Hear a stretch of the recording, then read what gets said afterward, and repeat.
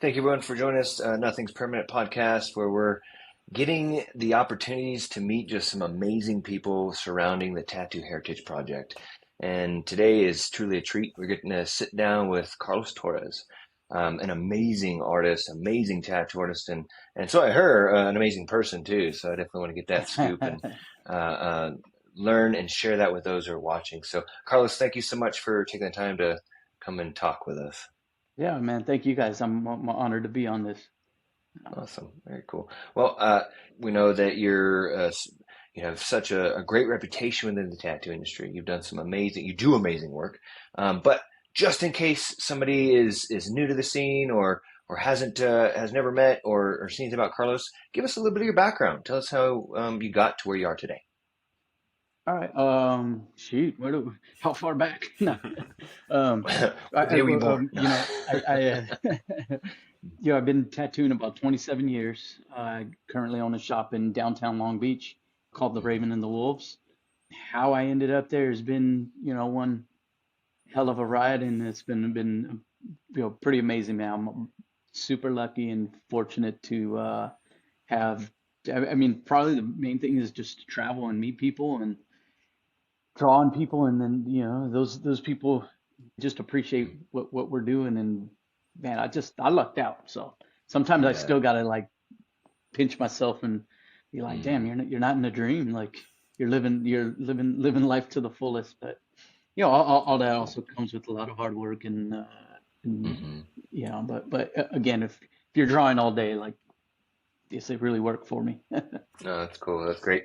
No, I know that you had like an early interest in like comic book design and art. That was kind of really kind of fueled you. You were thinking about art teacher after that, but then Yeah, the yeah, yeah, tattooing yeah. called you. Yeah, I grew up in like a kind of a rough neighborhood, but there was a comic book store and a tattoo studio right next to each other. And Nice. I guess I didn't really think about the tattoo studio that much at the time, but I was always in there at the comic book store, just looking at like I was really into like fantasy art and like I liked Mm, all that stuff. So I think kind of where I grew up and how I grew up, so like influenced by like like the LA Chicano culture, and then between that and the mix of the comic book thing is kind of just how it influenced my early art days, and mm-hmm, drawing through high mm-hmm, school and all that. And then I had a friend. He got had his older brother had gotten out of prison, and they showed us how to make this homemade tattoo machine. And mm-hmm, mm-hmm. my buddy, he was kind of like a little tech guy, so he like messing with all the gadgets. So he built one, and then me being the artist in the neighborhood, everybody was like, "You're tattooing us." So that's kind of I kind of got punked into doing doing that, to be honest with you. I remember Uh, thinking like, "Oh man, I'm afraid of these guys." Like I'm not want to mess nobody up, but mm-hmm, we were young and wild and dumb, and we were just like, "All mm-hmm. right, let's just do it." So, and for my first tattoo, I did a "fuck you" across my friend's knees, and we were just like, "Yeah," you know. And well, we didn't know any better. It was a terrible tattoo. But yeah, I've reached out to the guy to cover it up or fix it or something. He's like, "No, man, I got an original. I got your first tattoo." So Yeah, yeah, so that's so kind of cool. from there, I ended up.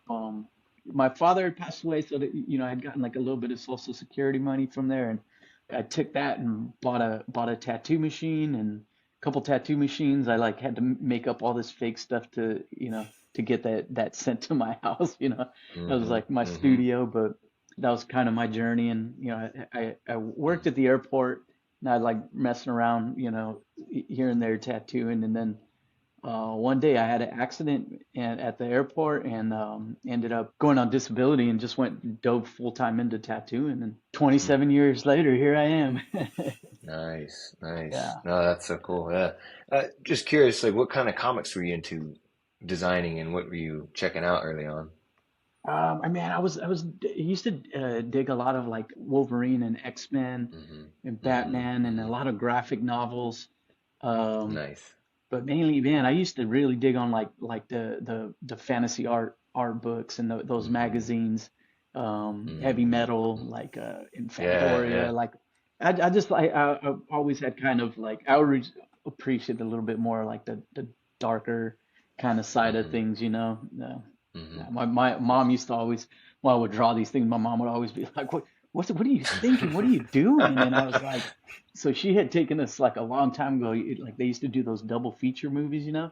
And Hmm. we went Hmm. to go see a movie, and then The Exorcist came on afterwards. So she's like, "Yeah, the kids are asleep. I'll stay here and watch it." And yeah, I ended up watching Exorcist at a young age. So Oh, wow. I always blame her. I'm like, "You're the one who turned me on to this dark art stuff."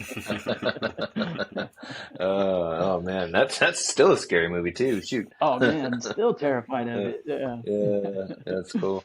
And I, I know you had interest in being an art teacher. Or something. It sounds like you said you did art throughout high school.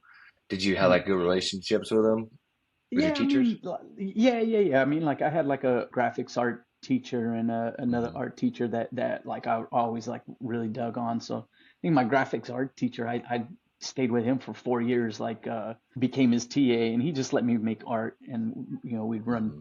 business cards or do things like that. And but one thing about me is I always kind of feel like I got a big heart, and even still, so like my thought was like, oh, when I graduate, I'm gonna become an art teacher, and I want to show Hmm. kids how to draw and like That's that type cool. of thing, and so school wasn't for me, and luckily tattooing found me, and now I'm teaching people how to tattoo. Well, Yeah, yeah, I mean that your big heart's still there, and you're still passing it on, right? You're still getting yeah, to yeah, yeah, share your knowledge. yeah. And I know that you have like some seminar space in your actual studio, but is that something you like Uh, to do on a regular basis? What's that look like?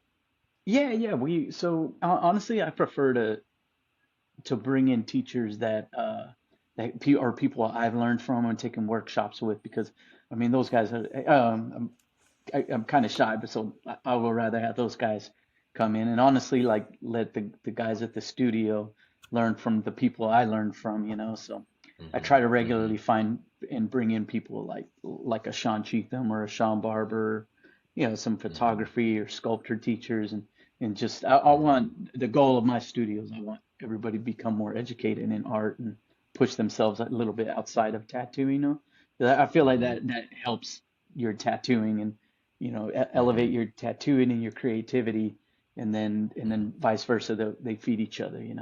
And what point, because I know you went from, the loving the graphic, kind of dark art, comic stuff, started messing around with tattooing.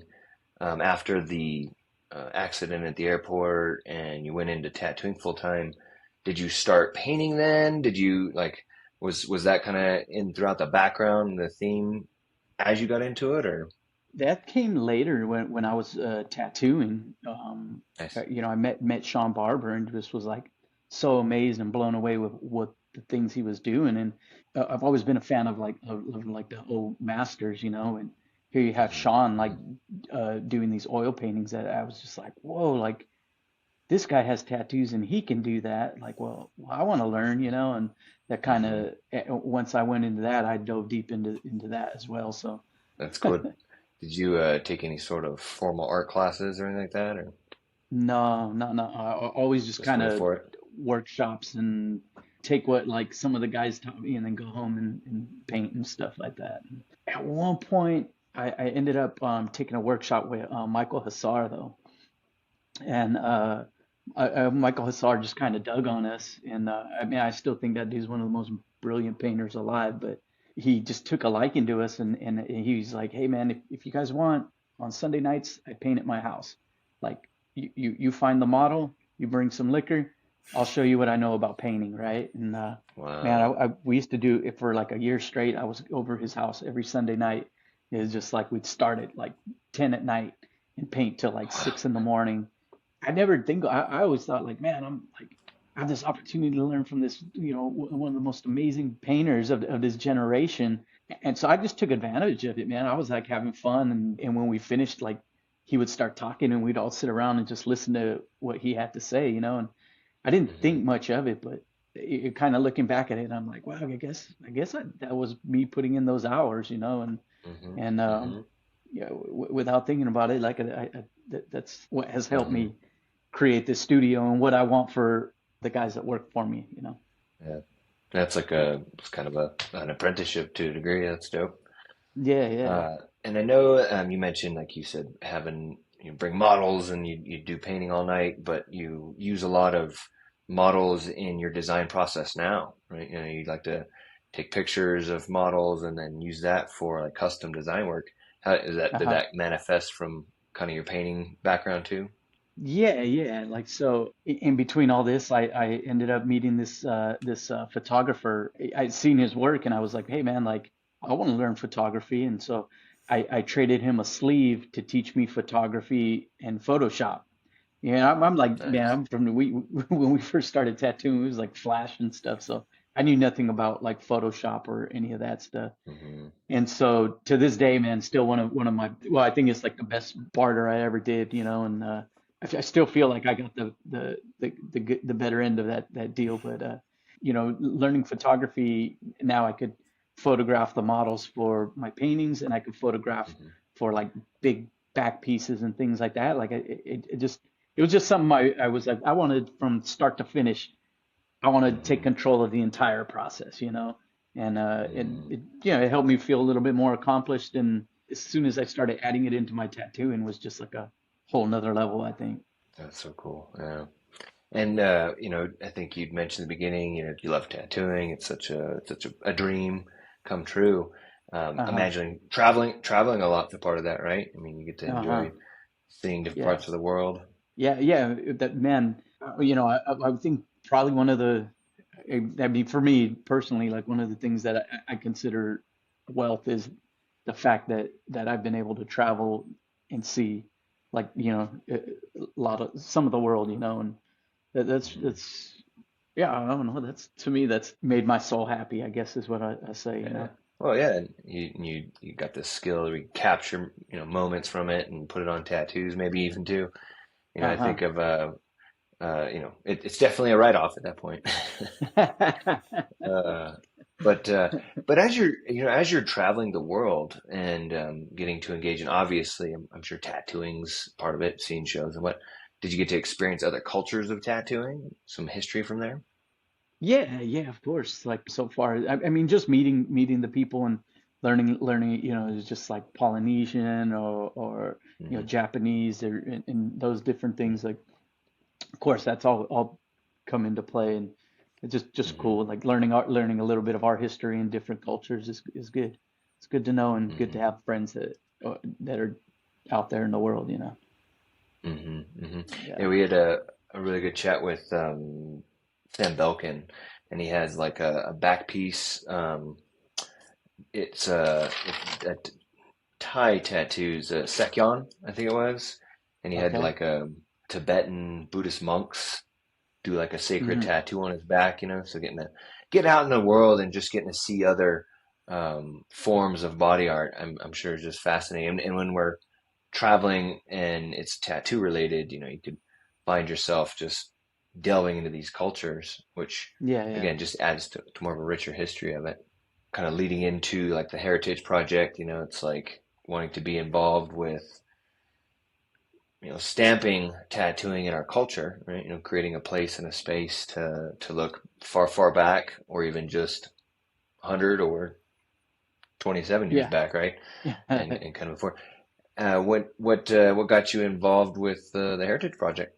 I think just being like a fan of tattooing, and luckily I've been able to come cross paths with these people and understand their history and what they've done for tattooing, and me being such a fan, and like of course having like now there's like kids kids of kids that are like come up to me like, oh, big fan of your work, and I'm like, yeah, but do you know the people that came before you? And Hmm. sometimes Hmm.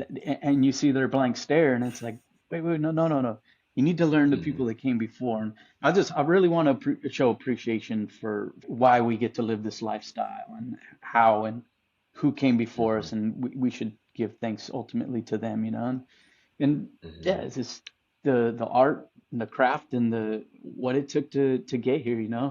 I think Hmm. I'm pretty self-taught, and like, man, I really understand the trials and the all the mishaps and the going back to the drawing board and So for all these Hmm. people that came before us, man, like I just wanted to really help with the education of that.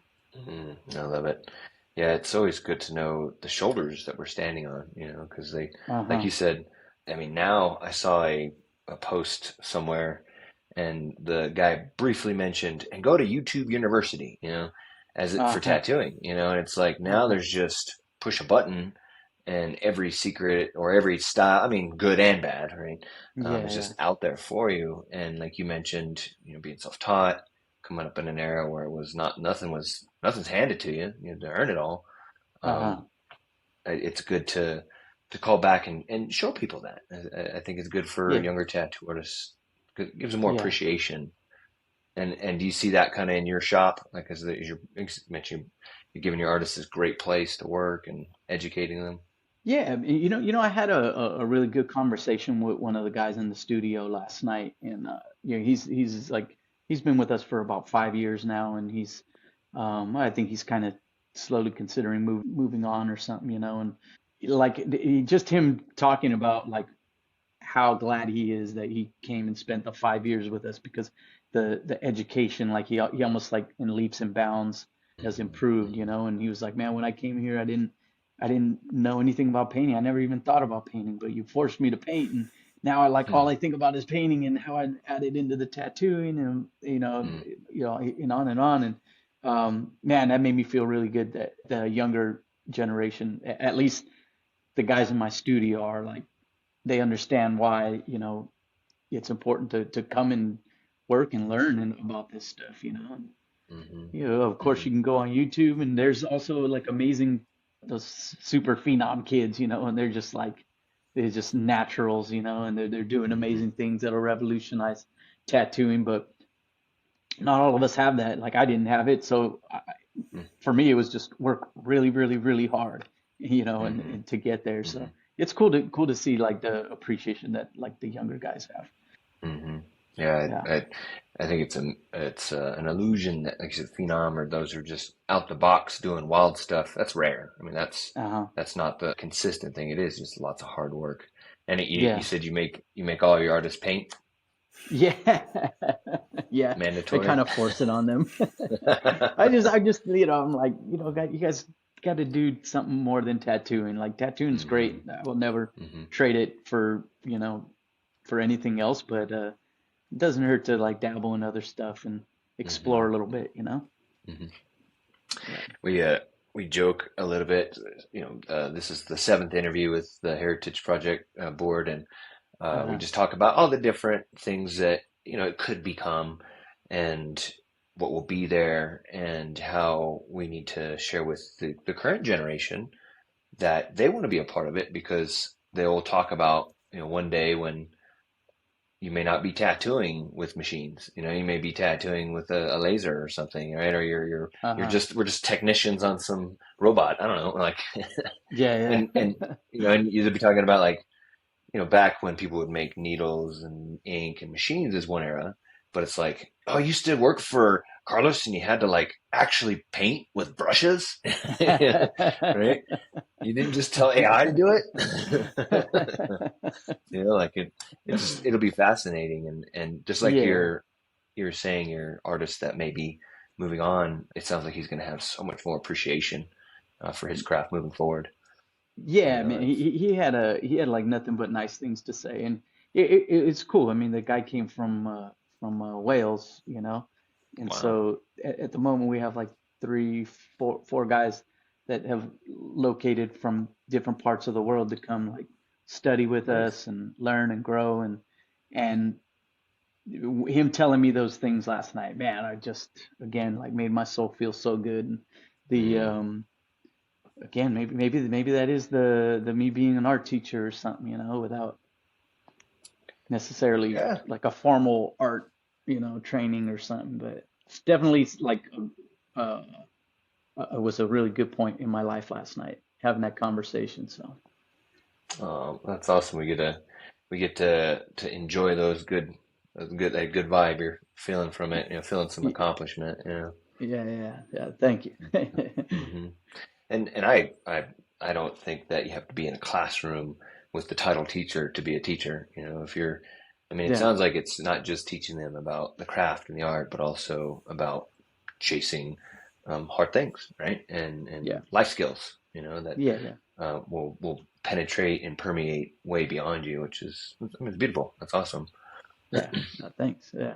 Yeah. I mean, there's a lot to be said for like in the tattoo industry, and especially right now, is like marketing and branding yourself, and passive income and things like that. And it's just like I'm on my second apprentice right now, and like I kind of wish I had gone over these things with the first apprentice about marketing himself and branding himself, and it's probably something, or it's something that needs to be involved in an apprenticeship now, right? Hmm. I Hmm. think. I don't know. No, I agree. Yeah, I know. So, in the organization, we touch base with a lot of tattoo artists and marketing and promotions and such. I mean, just in general, standing out is difficult now. It's so Uh-huh. many tattoo artists, so you have to Yeah, really yeah, separate yourself out because there's people want to get tattooed. That's not going to stop. yeah, It's just now there's those who are being picky, right? So you yeah, want yeah, to instead make it a part to really and being able to not just find an artist in a tattoo shop, but find your artists in an art gallery, right? See their paintings on the wall somewhere, or doing other forms of art is just another great way to get out to different communities. So, uh, what Forrest is a I would say third time Forrest is a very astute young man, and he's good at picking up great information and being a collector. Like he's truly the favorite people that we as tattoo artists like, people that uh-huh. travel around the world and get tattoos and invest in Yes, sir. his Yes, body of sir. work. Thank you, He always Forrest. has, yes, yeah, but he always has good questions. So I don't know if during the chat, Forrest, you came up with anything. Yeah, yeah, definitely. So yeah, just definitely like admire like how far you've been able to come in your career and what you've done like for tattooing and your art skill set. And I guess going back to your like journey as a tattoo artist kind of goes with what Ben was just saying as well, and you as well. I'm curious about how like once you got to that point of being like a full time tattoo artist, but still being like self taught, maybe like a home artist as well. Like, what was it like, kind of becoming turning that into like a legitimate business because you've like taken it so far where you've built like such a beautiful studio where you're able to provide for yourself and all these artists around you. So I'm really curious to like what point you really became like self sufficient to support your life. You know what I mean? Like, what was that part of your journey of really turning it into a profession like? Man, I don't know, man. Like I honestly, I worked I, I worked for a family in their studio for 10 years, and I think like it just seemed like that family and that unity was something that it just like, you pick up things along the road, that was something I wanted to teach and bring into the studio. Um, I feel like I might have opened this shop a little bit sooner, but it all happened later in my life and for a reason, and yeah, I feel good about it, man. Like everything that I've picked up along the way is what I want. I take the guys to conventions. I want them to share the network that I've been able to build, and I think just kind of like building that culture, building a culture of keeping good people around you, positive people around you, wanting to learn, not being afraid to work harder. Actually, like I have an open floor plan, and I'll be the first person that turns my client around and be like, hey, what do you guys think of this? Like, what do you think of the placement? What do you think of this and that? And if I'm the one starting it off, like you build that culture because now everybody's kind of like, well, let's all learn about placement. So, when somebody else needs help with their placement, they're not afraid to turn their client around and say like, hey, what do you guys think? Should I move it here, there? Hmm. And I think that's all those things is just how and I've gotten to the studio to this point. So is that Hmm. like Yeah. family you worked with? Are they kind of part of what instilled that like respect for, I guess, like your fellow artists and as well as like your respect for like obviously the tattoo community as a whole, like what you do with the tattoo heritage project and all of that? Like it's clear you have a deep respect for just the craft and the artists around you. So is that kind of instilled through working with that family? Yeah, yeah, for sure. I mean, I was a baby when I started working with them, and so it was a pretty well-known shop, and like the people they knew and the work ethic they showed me and appreciation for like the guys that were just laying all this groundwork down and the stories, all those things. These people just become heroes to you. And I mean, I'm still like, man, when I still see Freddie Negretti, and I'm like good friends with Freddie Negretti, like we text each other, but every time I talk to him, I get nervous, man. When Charlie or Jack Rudy. Well, Jack Rudy's just intimidating anyways, but like you meet these guys and I just like those are my. I said this before. I've tattooed a few celebrities, and I don't really get starstruck. When I see Jack Rudy, I get starstruck. And so I think that's where like my appreciation and gratitude for tattooing and being part of the Tattoo Heritage Project. Like I really, we need to make this work. Yeah, Yeah. That's cool. Great. Yeah. Seems like it's gone full circle. Like you kind of instill that same thing into the people in your studio now. Yeah, I hope so.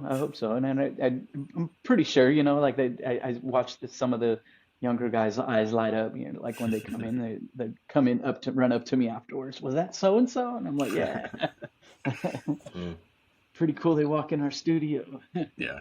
Yeah, that's awesome. And yeah, it is truly a beautiful thing to get to work with that organization or that group and help them kind of move that mission forward. Do you have any personal plans you're working towards the Heritage Project moving forward right now?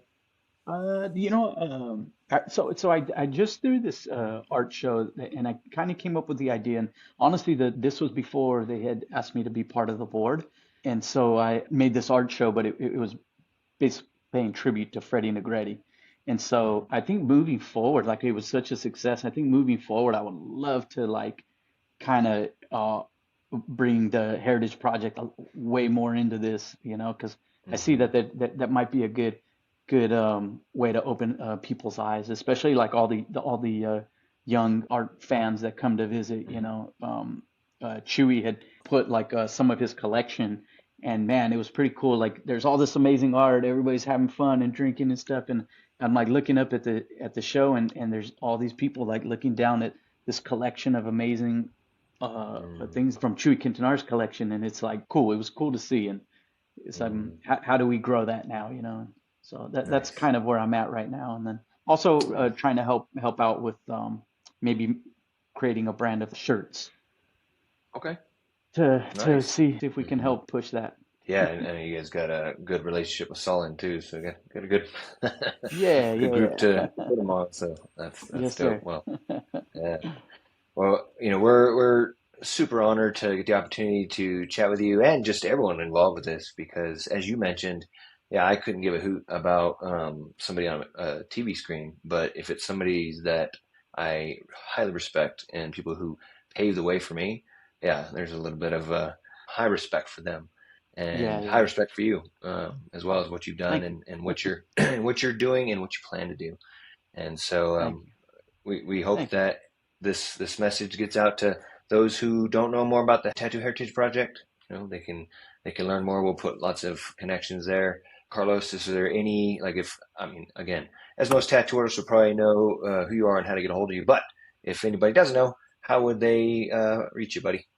Oh, you can reach out to us either on carlostorresart.com, and from there you can usually find like our shop, The Raven and the Wolves.